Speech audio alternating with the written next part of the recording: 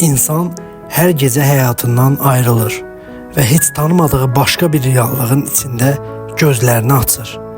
Bu reallıqda zaman fərqlidir.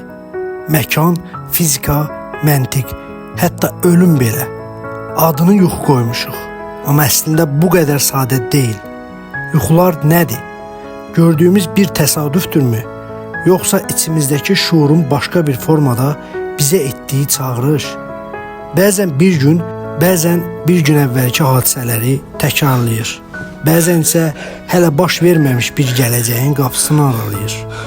İnsan zehni iki böyük sahədən ibarətdir. Şuur və şuuraltı. Şuur gündəlik həyatımızda aktiv olan, qərarlar verən, düşünən, analiz edən tərəfimizdir. Amma şuuraltı o səssiz müşahidəçidir. Hər şeyi yadda saxlayır, hər duyduğunu toplayır, hər qorxunu, hər ehtimalı qeyd edir və bu şuuraltı gecələr səhnəyə çıxır. Biz yuxuda olarkən beynimizin müəyyən sahələri aktiv olur. Ancaq bəzi məntiq və analiz mərkəzləri yatır. Beləcə təxəyyül sərbəst buraxılır. Bu sərbəstlik içində şuuraltı bizim üçün bir senari qurur. Və həmin senaridə bəzən reallığın özü də yer alır. Keçmiş, bugün, gələcək. Ən maraqlı məqam budur. Bəzən insanlar yuxuda gördükləri bir hadisəni günlər, aylar sonra eyni ilə yaşadıklarını deyirlər. Bu sadəcə təsadüfdürmü? Bunu anlamadan öncə bir sual verək. Zaman nədir? Zaman haqqında əvvəlki videolarda geniş olaraq təsəvvür yaratmışıq. Əgər zaman gerçəkdə fərqli axırsa, biz yuxularımızda o axının başqa qatlarını qısa müddətdə də olsa tuta bilərikmi? Beyin güclü bir simulyasiya maşınıdır. Yəni, gələcək ehtimallarını düşünərkən, biz bu ehtimalları içimizdə vizual şəkildə canlandırırıq. Məsələn, sabahki işə necə gedəcəyimizi, bir ay sonra keçiriləcək toyda necə görünəcəyimizi düşünürük. Bu düşüncələr şuur altında bir yerə yığılır və bəzən yuxuda həmin ssenarilər sanki yaşanırmış kimi canlanır. Əgər bu canlandırma reallığa uyğun olarsa, biz onu gələcəyi görmək kimi qəbul edirik. İnsan zehnində sezgi adlı bir anlayış var. Qeyri-şuuri şəkildə çox sayda faktorları eyni anda analiz edib, nəticəni bizə bir his kimi təqdim edən bir sistem. Bəlkə də yuxular bu analizlərin nəticəsində yaranan yüksək ehtimallı gələcək ssenariləridir.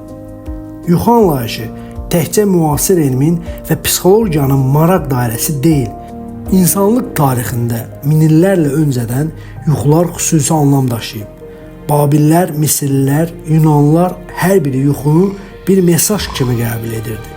Misirlilər yuxuları tanrıların insanlarla danışma forması sayırdılar və bu məqsədlə yuxu məbədləri tikirdilər.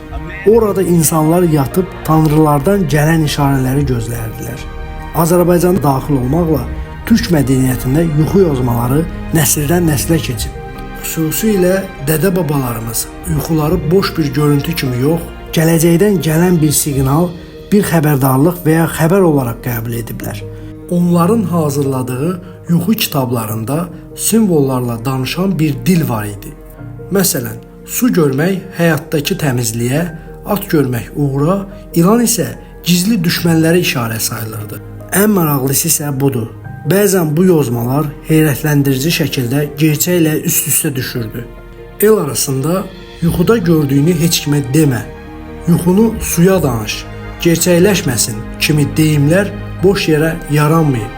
Bu, şuurun və şuuraltının dərin qatlarında yatan mesajların bir növ qorunması, qorxusu və hörmətidir. Yuxulara bu qədər geniş yer verilməsi, yüzlərlə xalq inancı və yozma kitabının olması onların tarix boyunca nə qədər ciddi qəbul olunduğunu göstərir.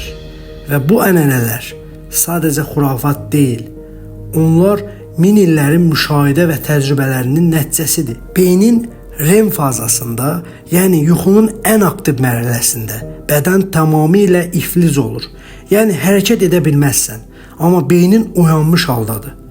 Beyin sanki bir film çəkir. Bəzən elə filmlər çəkir ki, reallıqla yuxu arasında fərqli seçmək mümkün deyil. Real həyatla eynilik təşkil edən yuxuların əsas təməlidir. Çünki o an bədən yatmış olsa da, beyin sanki hər şey baş verir kimi qəbul edir. Dejavu. Yəni bunu artıq yaşamışam hissi. Bəlkə də bir çoxumuzun yaşadığı qəribə hiss. Elmi izahlara görə bu beynin elektrik sinxronizasiyasının anlıq pozulmasıdır. Amma bəzi alimlər düşünür ki, bu daha əvvəl yuxuda yaşadığımız anların reallıqla üst-üstə düşməsi ilə bağlıdır.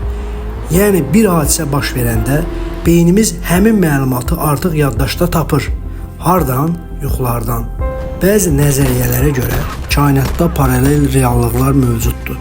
Bu nəzəriyyəyə əsaslansaq, biz yuxuda başqa bir reallığı görə bilərik. O reallıqda bəlkə də başqa qərarları vermişik. Başqa insanlarla tanış olmuşuq, başqa həyat yaşamışıq. Bu hisslər bizə nəyə görə bu qədər tanış gəlir deyə düşündürür. Beyin təhlükə hissini simulyasiya edərək bizi hazırlayır. Qorxunc yuxular, kabuslar, çox vaxt zehində təhlil olunmamış qorxuların və narahatlıqların ssenariləşmiş bir halıdır. Beyin deyir, bax bu da ola bilər, hazır ol. Yəni bəzən qorxulu yuxular sadəcə qorxmaq üçün yox, qorunmaq üçündür. Unudulmuş xatirələr, yaxınlığını hiss etdiyimiz, amma fərqində olmadığımız bir düşüncə yuxuda qarşımıza çıxır. Şəxslər, simvollar, məkanlar. Hər biri şuuraltının dili ilə bizə bir şey deməyə çalışır. Sual budur, dinləyirikmi? Bir çox mədəniyyətdə yuxular ruhun bədəndən ayrılıb başqa dünyaları ziyarət etməsi kimi qəbul olunur. Bu, təbii olaraq metafizikaya, ruhun sərbəst hərəkətinə və ölüm sonrası yaşama qədər uzanan bir dərin inanc sistemlərini doğurur. Bəziləri deyir ki, yuxular bədən yatsa belə ruhun aktiv qalmasının sübutudur və ruh o dərin sakitlikdə başqa qapılardan keçir. Bunu elm təsdiqləməyə bilər, amma inkar da edə bilməz. Gördüyümüz hər yuxu yaşadığımız bir ehtimal, bir düşüncə, bir qorxu və ya bir xatirədir. Hər gecə beynimiz bir dünya qurur. Bəzən o qədər real olur ki, oyandığımızda bir müddət özümüzü itiririk. Bəlkə də yaşadığımız həyat da elə bir yuxudur. Daha dərin, daha sabit, amma yenə bir yuxu. Bəlkə də həyatın bizə dediyi budur. Heç nə göründüyü kimi deyil, heç nə tam yalan da deyil. Həqiqət arada bir yerdə gizlənir.